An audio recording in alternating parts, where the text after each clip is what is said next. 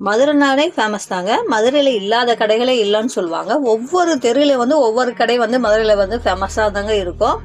இப்போ நான் என்ன சொல்ல போகிறேன்னா, ஒரு ஃபேமஸான ஒரு பட்டர் பன் கடை தான் பற்றி பேச போகிறேன். அந்த பட்டர் பன் கடை எங்கே இருக்குன்னா, நம்ம மதுரையில் இருக்கக்கூடிய செல்லூரில் வந்து இந்த பட்டர் பன் கடை வந்து இருக்குது. இந்த கடை வந்து ரொம்ப ஃபேமஸான கடைங்க. சின்ன கடை தான், பட் வந்து டேஸ்ட்டு ரொம்ப நல்லா இருக்குங்க. கடையோட நேம் பார்த்தா லட்சுமி பட்டர் பன் கடைங்க.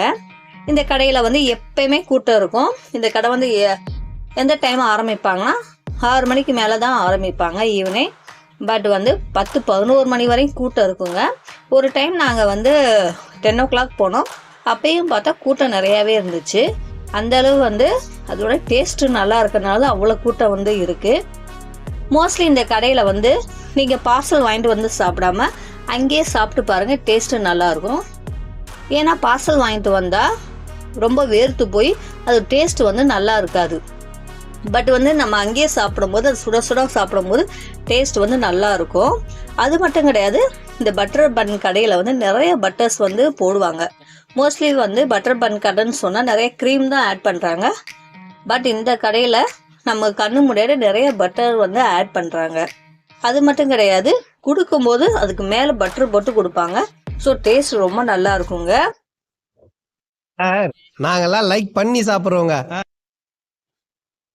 இந்த கடை மார்னிங் பால் கடையா இருக்கும். ஈவினிங் 6 மணிக்கு மேலே தான் பட்டர் பன் கடையா மாறும்.